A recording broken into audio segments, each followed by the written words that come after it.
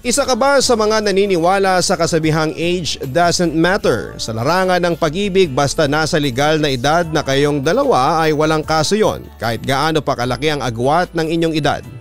Pero paano kung bukod sa agwat ng edad ay may ibang bagay pa kayong pinoproblema? Paano kung pati ang interes, opinyon at maging enerhiya sa kama ay maging suliranin po ninyo sa inyong relasyon? Ipagpapatuloy mo pa rin ba ang pakikipagrelasyon sa mas bata o hahanap ka na lamang ng kasing edad mo na makakasundo mo sa lahat ng bagay? Dear Papa Dudut, hello po sa inyo Papa Dudut. Sumulat po ako sa inyo para i-share ang aking kwento at humingi na rin po ng advice. Ang totoo niyan ay matagal ko nang gustong mag-send ng sulat sa inyong YouTube channel pero nahihiya po ako. Ngayon lang po ako nagkaroon ng kapal ng mukha na gawin po ito. Ang pangalan ko po ay Rosana. Hindi ko kinakahiya na 63 years old na ako dahil hindi sa pagbubuhat ng sariling bangko ay may asim pa ako. Sunod ako sa latest fashion, nag-i-skincare pa ako at nagpupunta sa aking dermatologist para kahit papaano ay mabawasan ang aking wrinkles, lalo na sa aking face.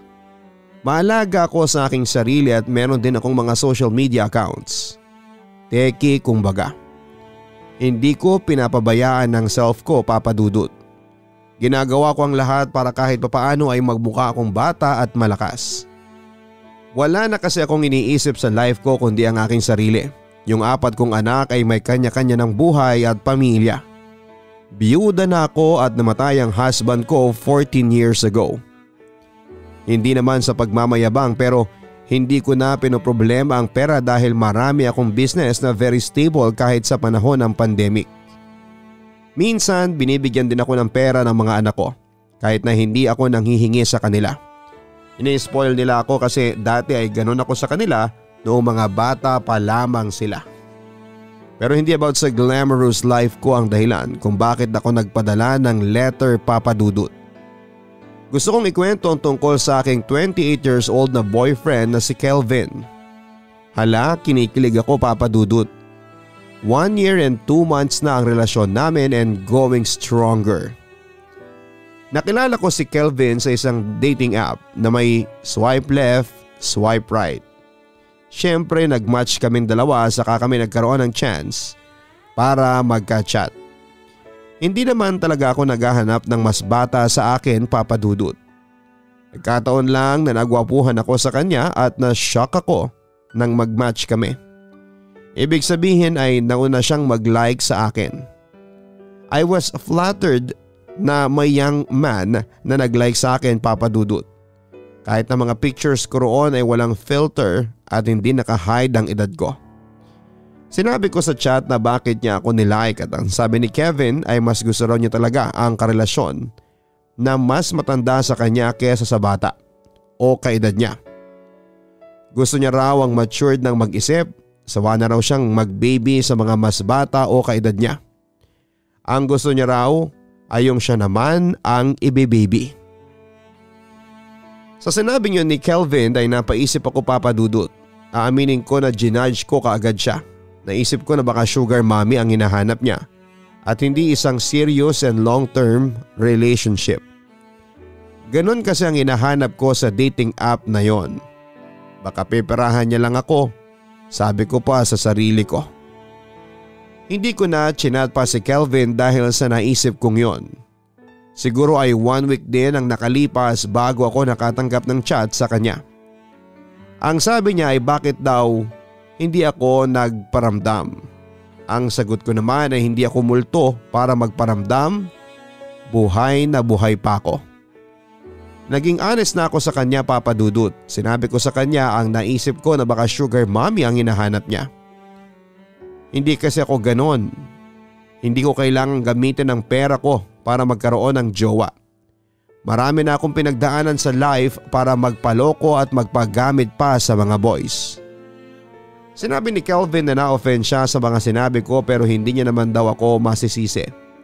Meron daw siyang maayos na trabaho at maliit na business kaya hindi na kailangang manggamit ng kagaya ko para kumita ng pera.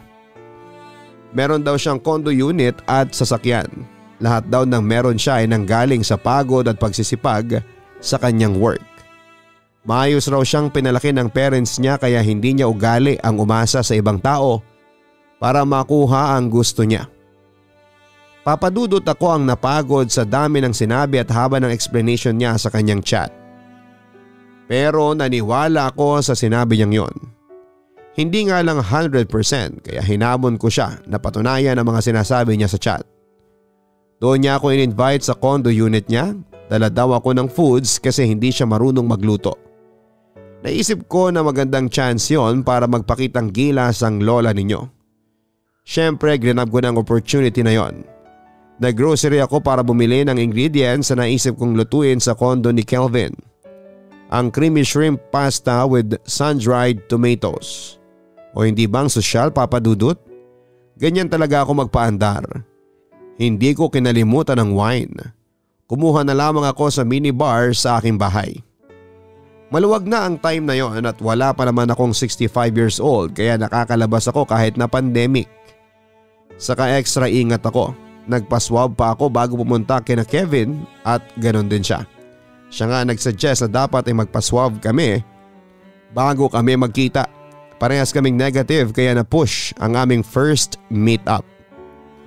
Hindi yun ang first time ko makipag-meet sa isang stranger. Kaya aware ako na pwedeng masamang tao ang imimit ko. At ready ako sa ganong senaryo, Papa Dudut. May baon akong pepper spray tapos yung driver ko ay nasa parking lot ng condominium building.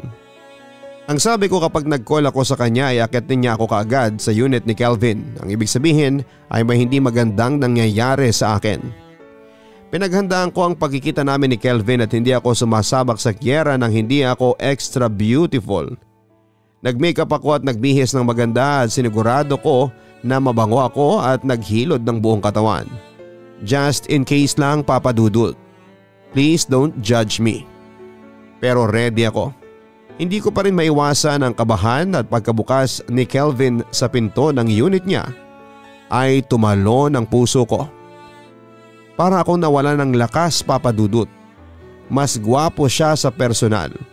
Gusto ko na nga kaagad siyang sunggaban at kalimutan ang pagluluto ng creamy shrimp pasta na yon. Pero pinigilan ko ang sarili ko. Dapat ay matandang dalagang Pilipina pa rin.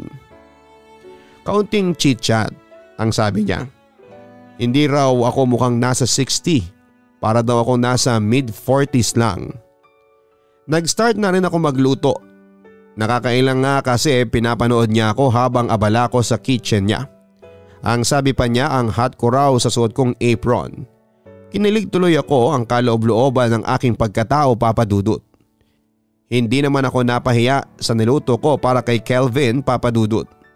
Aniya diet siya pero kung ganon daw kasarap ang ipapakain sa kanya ay kakalimutan na raw niya ang mag-diet. Akala ko ay hanggang dinner lang ako sa unit niya pero nang maglabas siya ng isang bote ng whiskey ay napasabi ako ng it will be a long night. Totoo ang kasabihan na kapag may alak, may balak. Sa malagkit na tingin ni Kelvin ng gabing yon ay alam ko ang balak niya sa akin, Papa Dudut. Game ako sa ganon. Kaya nang nakalahati na naming dalawa ang bote ng whiskey ay ako na ang sumunggab sa kanya. Naisip ko kasi na baka ang balak ni Kelvin ay ubusin ng isang bote bago siya kumilos. Matanda na ako. Baka matulog na ako kapag ganon, Papa Dudut. Para akong isang pusang gutom na gutom tapos ay nakakita ng isda at si Kelvin ng isda, Papa Dudut. Gusto ko sanang ikwento ang detalyado na pangyayari sa amin ni Kelvin ng gabing yon. Pero baka ma-MTRCB tayo kaya wag na lang, Papa Dudut. Isa lang ang masasabi ko, hindi ko kinaya ang energy ni Kelvin pagdating sa kama. Dahil siguro sa bata pa siya kaya siya ganon. Tapos ang dami pa niyang positions na gustong gawin na hindi ko nakaya dahil malutong na ang mga buto ko. Talagang napatawag ako sa lahat ng mga santo sa kalangitan, Papa Dudut, dahil sa ginawa namin pareho. Sa kabila ng mga nakakabaling ng butong positions at nakakapagod na gabi ay nag-enjoy pa rin ako. Kahit masakit ang buong katawan ko the next day ay kinailangan kong magpa-whole body massage ay ayos lang sa akin. At least napatunayan ko na totoo ang lahat ng sinabi ni Kelvin sa chat. Meron siyang sariling condo unit, sasakyan at magandang trabaho kaya hindi niya kailangan ng isang sugar mommy. Ang maganda pa ay nalagpasan niya ng ilang libong milya ang aking expectations. Ang gabing yon ang simula ng lahat sa amin ni Kelvin, Papa Dudut. Palagi na kaming magka-chat at magka-video call.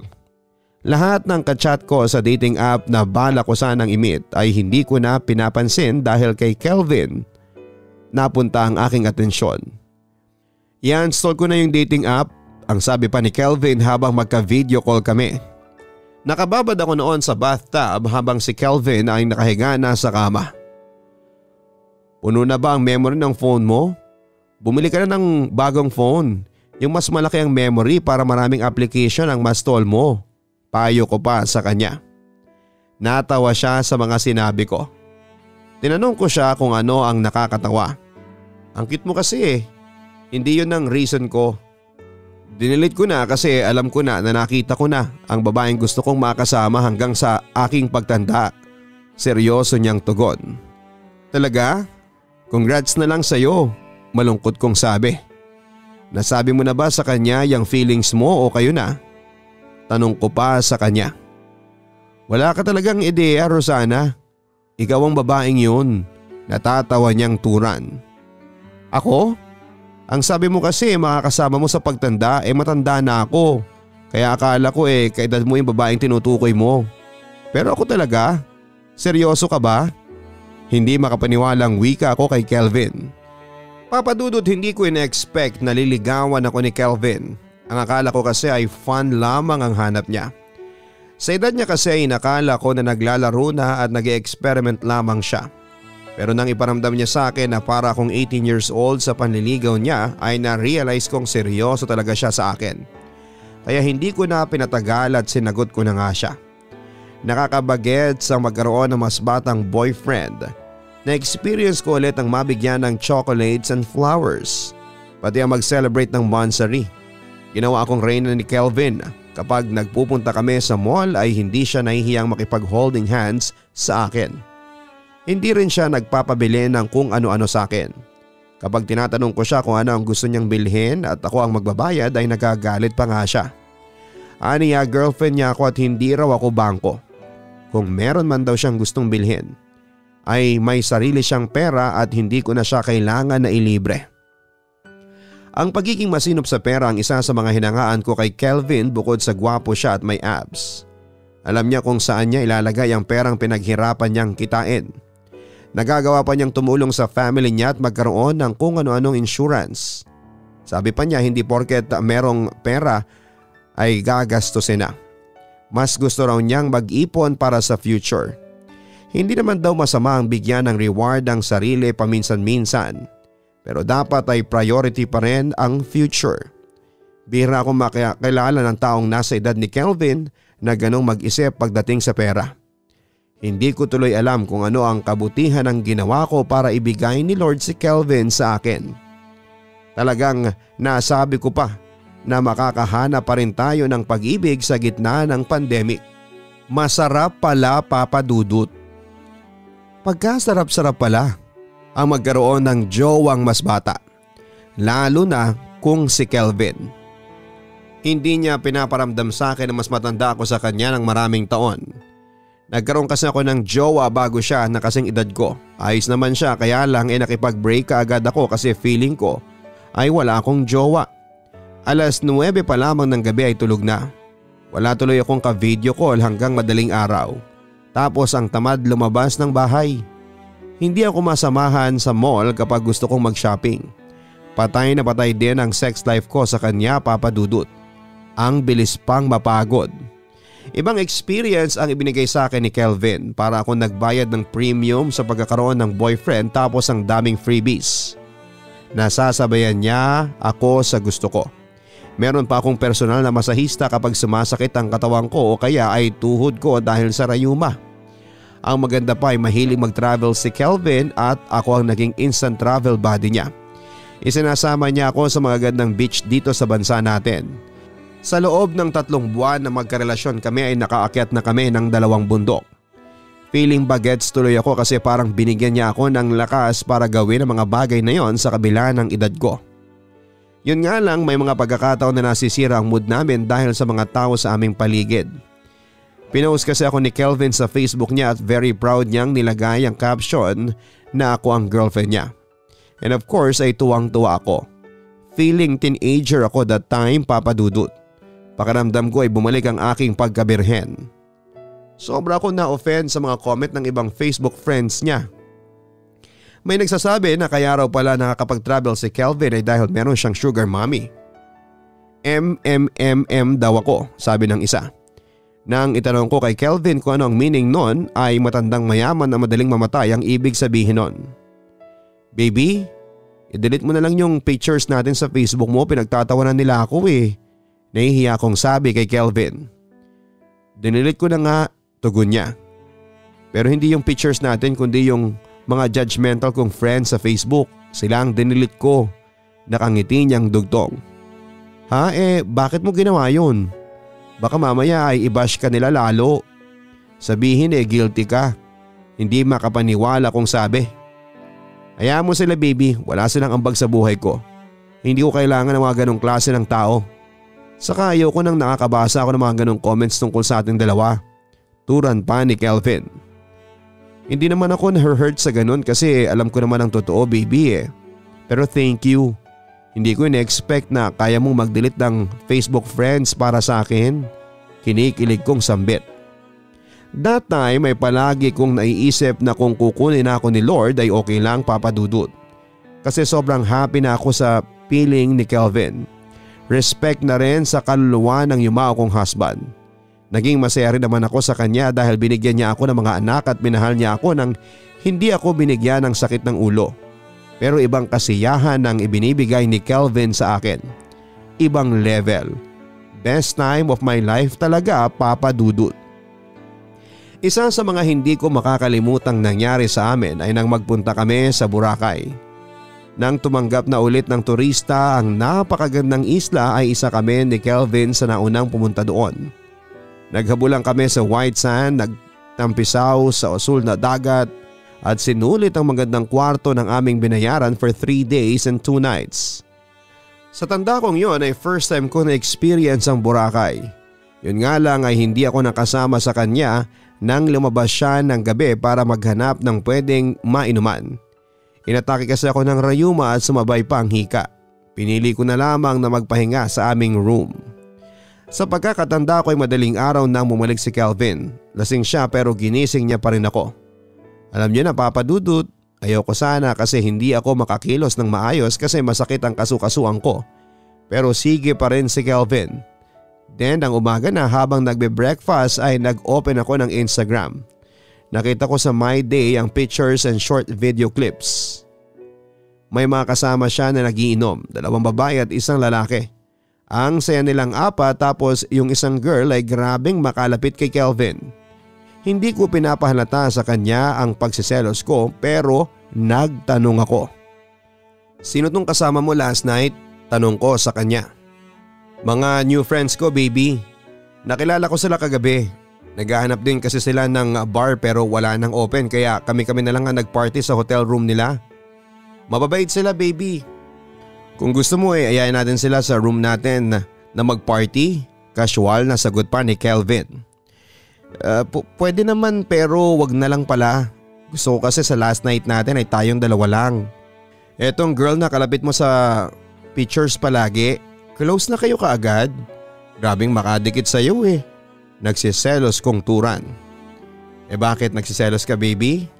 Ano ka ba, wala kang dapat ipagselos. Ikaw lang ang love ko at wala nang kahit na sinong babae ang mamahalin ko ng kagaya ng pagmamahal ko sa iyo. Saka kontento na ako sa iyo baby. Ang tanga ko kung maghahanap pa ako ng iba. May pagkindad pa niyang sagot. To be honest, nang makita ko ang pictures ninyo ng girl ay natakot talaga ako. Na-realize ko na mas marami palang babae na kasing edad mo ang pwede mo makilala. Yung mas sexy sila, mas maganda at mas bata kumpara sa akin. Malaki ang chance na magkagusto ka sa kanila. Nai-insecure kong sabi kay Kelvin. Baby, imposible ang sinasabi mo. Okay maging realistic tayo. Yes, marami ang mga mas maganda, sexy at mas bata sa'yo pero ikaw ang mahal ko. Yun ang wala sila baby. Kaya huwag ka nang ma-insecure dyan. Kahit iharap mo ako sa isang dang magandang babae ay tatalikuran ko silang lahat. Haharap ako sa iyo at ikaw pa rin ang pipiliin ko. Seryosong sambit naman ni Kelvin. Kilig na naman ako Papa Dudut. Kung bibigyan ng award ang mga lalaking mahusay magpakilig ay baka meron na si Kelvin. Uso ang marites ngayon at hindi ako nakaligtas sa kanila. Mismong mga kaibigan ko pa ang nagsasabi sa akin na baka raw iwanan din ako ni Kelvin at maghanap ng kaedad nito. Napraning ako sa mga sinasabi ng friends ko pero si Kelvin ang nagpapakalma sa puso ko.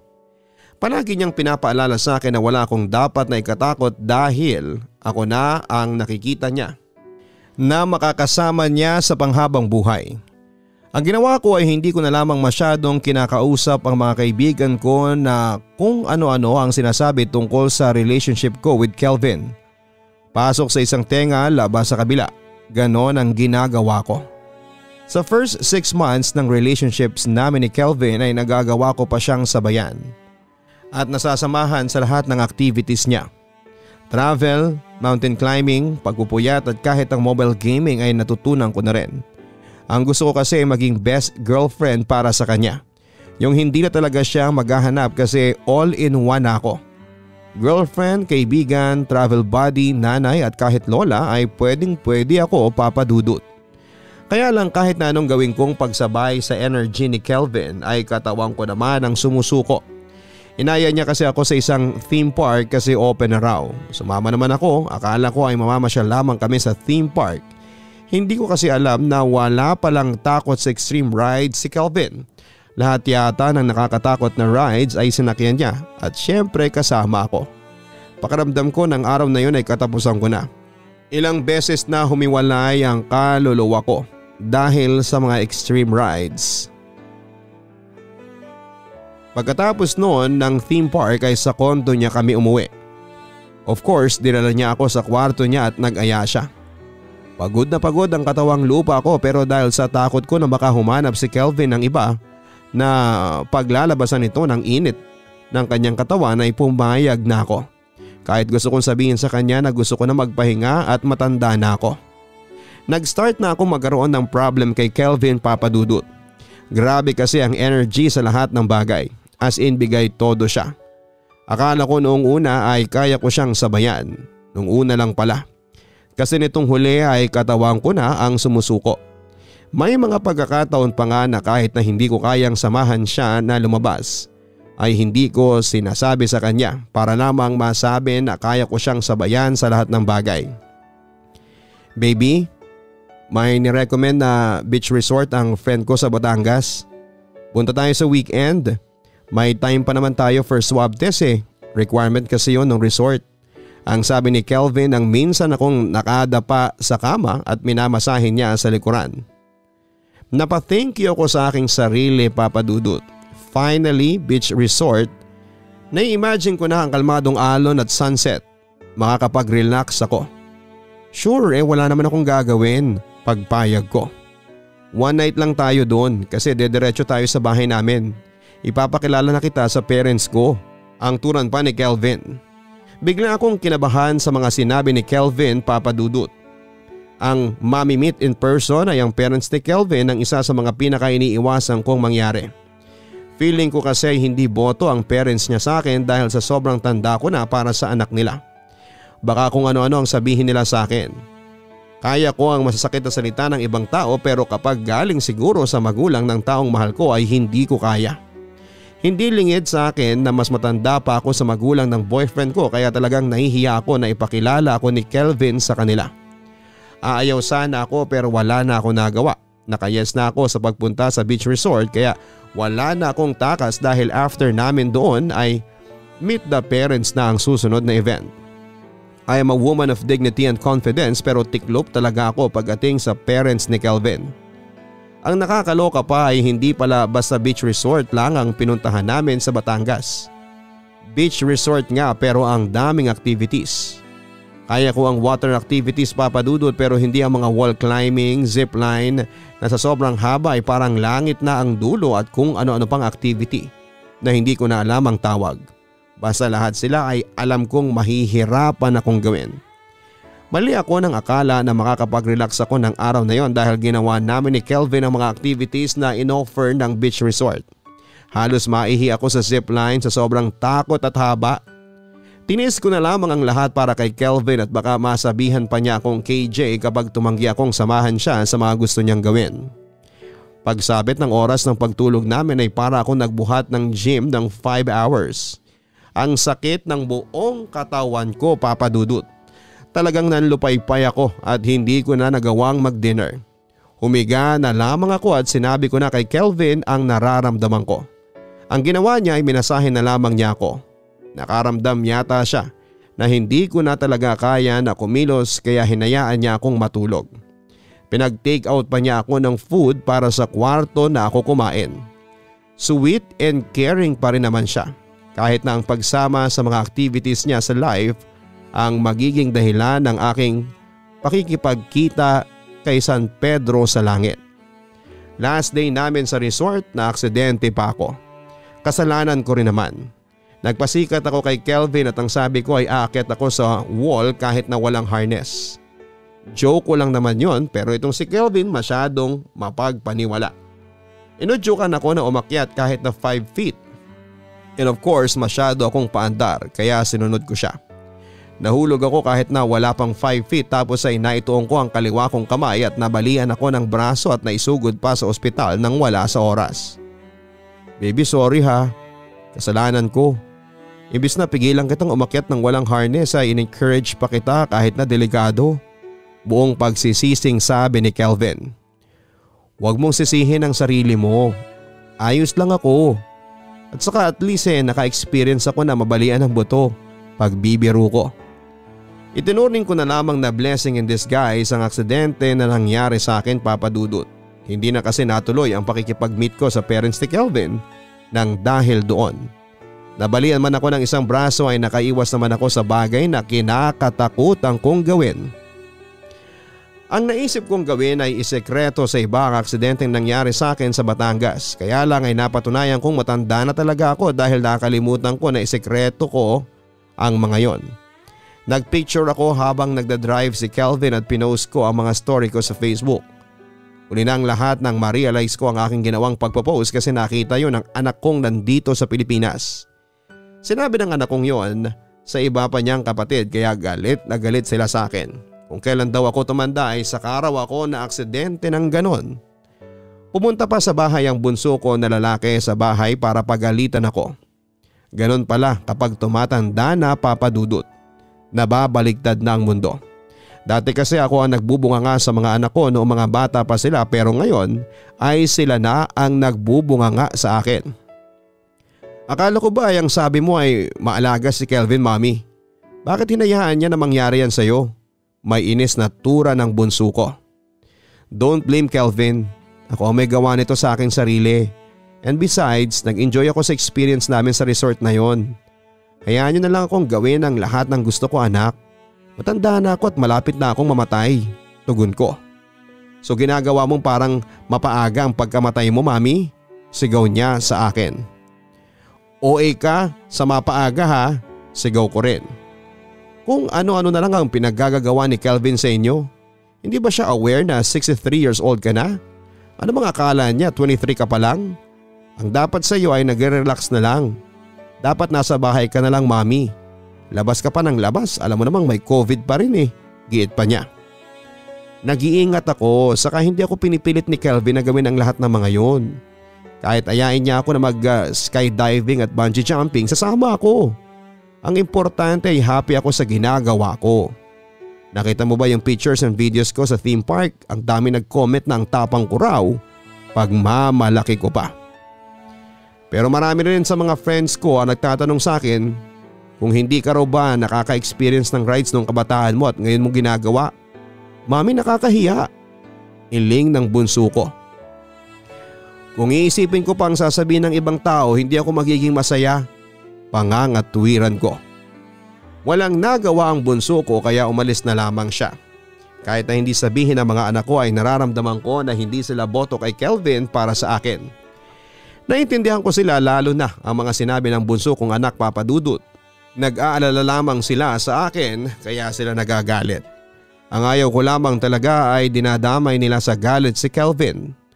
Totoo naman kasi na hindi niya ako pinipilit kapag may gagawin kaming something extreme.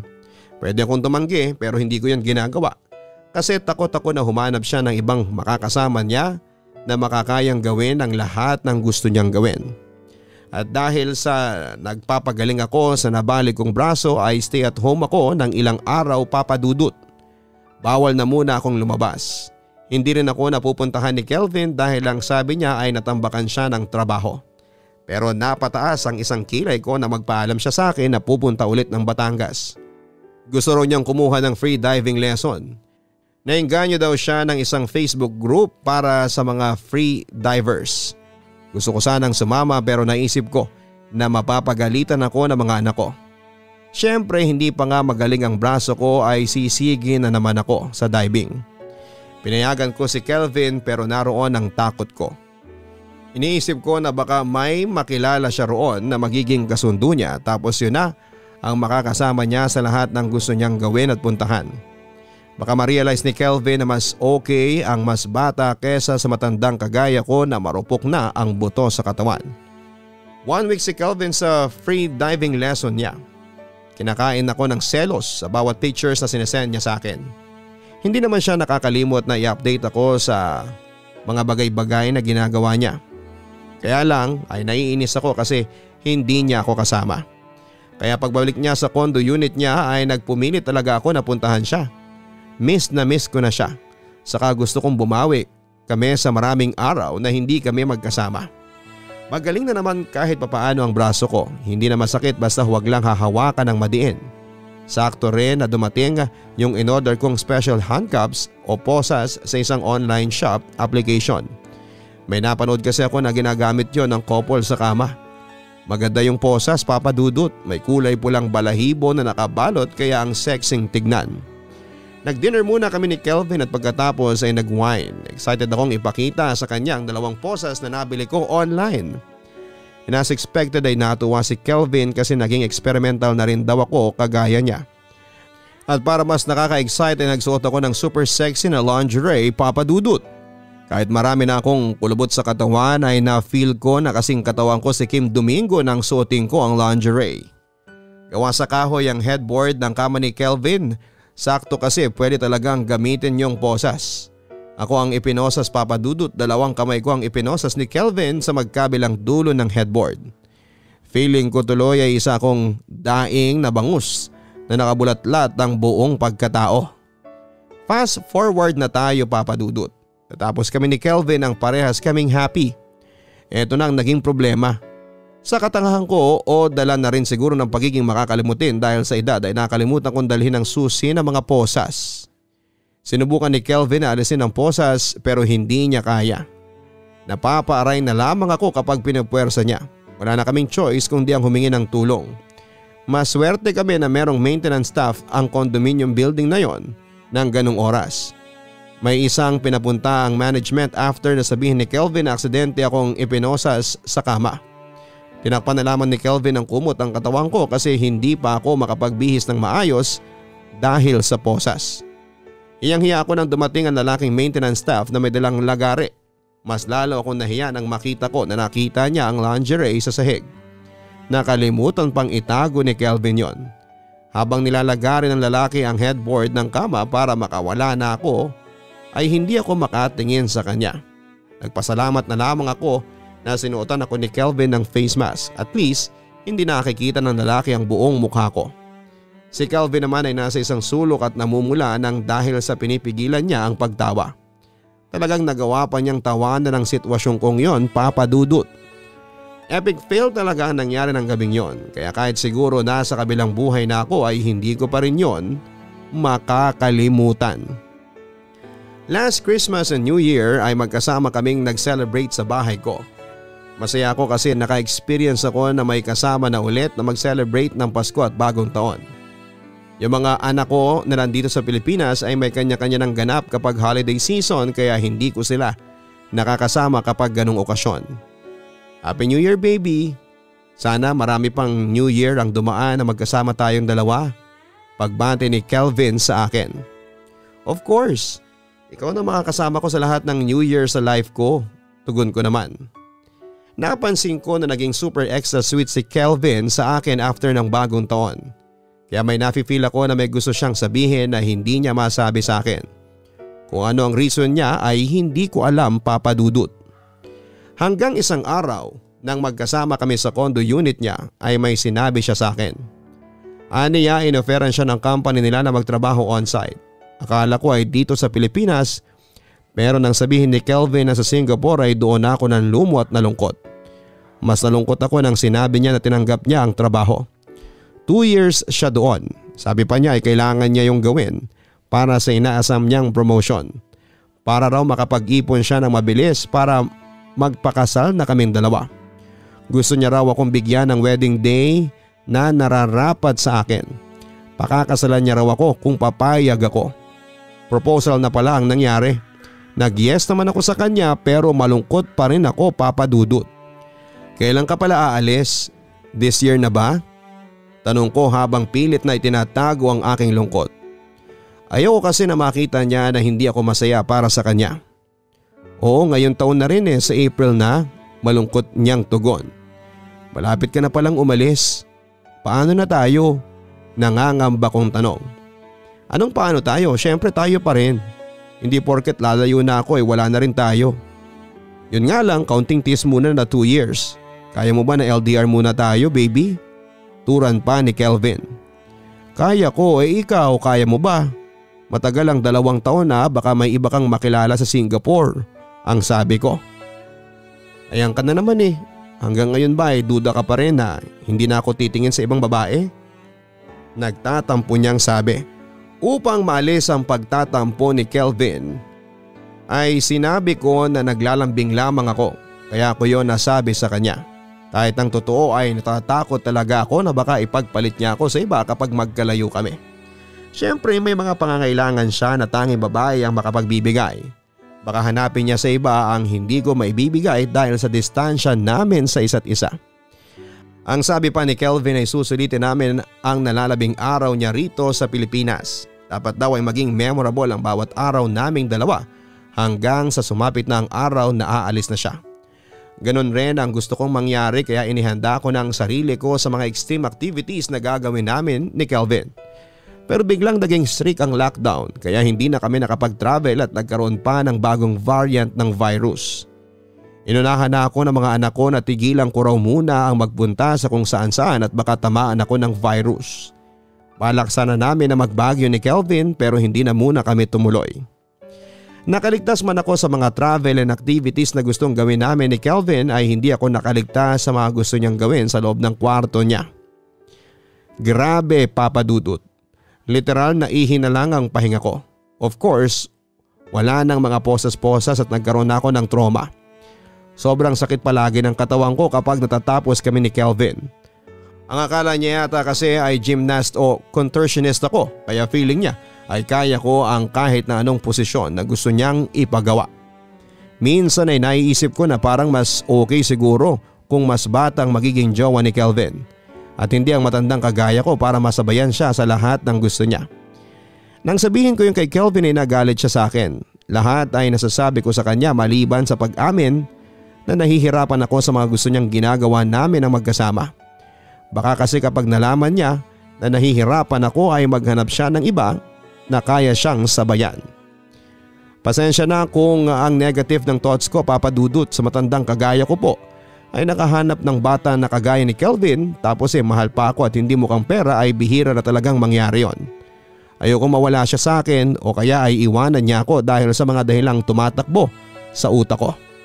Help me, Papa Dudut, at sa mga listeners mo rin. Help ninyo ako please. Ano ba ang dapat kong gawin? Dapat bang sabihin ko kay Kelvin ang totoo kong saloobin o wag na lamang at baka yun pang maging reason ng breakup namin? Saka natatakot din ako na maging LDR kami. Sana po ay matulungan niyo ako, Papa Dudut. Malaki kasi ang tiwala ko sa mga advice mo Kaya sa iyo ko talaga unang naisipang ipadala ang aking kwento. Thank you so much and keep safe always. Lovingly yours, Rosana. Talaga nga namang age doesn't matter pagdating sa pag-ibig at naniniwala ako na ang tanging solusyon sa problema mo, Rosana, ay magandang komunikasyon. Makakabuti kung maging open ka sa boyfriend mo tungkol sa bagay na bumabagabag sa iyong puso. Siguro ay hindi siya aware na hindi mo kaya ang mga ginagawa ninyo dahil hindi ka tumatanggi. Kausapin mo siya, sabihin mo sa kanya na may edad ka na at may mga bagay na hindi mo na kayang gawin. Base sa kwento mo sa iyong sulat ay nararamdaman kong mahal ka talaga ni Kelvin. Kaya alam ko na maintindihan ka ni Kelvin sa mga sasabihin mo sa kanya. Maganda rin na mag-introduce ka sa kanya ng activity na ginagawa mo para madagdagan ang bonding moments ninyo bago siya umalis. Huwag kang matakot, maniwala ka sa pagmamahal ni Kelvin sa iyo at palagi mong isipin na mas malakas ang pagmamahalan ninyo ni Kelvin kumpara sa distansya na mamamagitan sa inyo. True love knows no distance. Maraming salamat po sa inyong lahat. Huwag kalimutan na mag-subscribe sa isa ko pang channel, ang Papa Dudut Vlogs. Maraming salamat po. Ang buhay ay mahiwaga, laging may lungkot at saya. Sa Papa Dudut Stories, laging may karamay ka.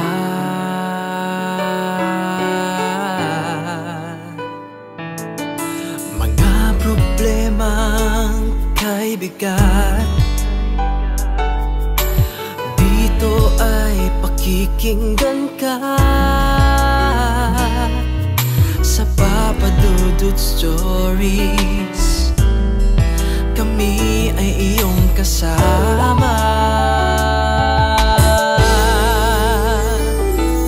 Dito sa Papa Dudut Stories, ikaw ay hindi nag-iisa.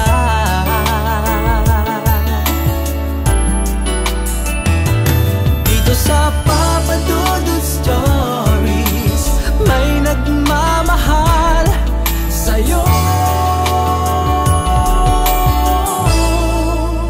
Papa Dudut Stories, Papa Dudut Stories,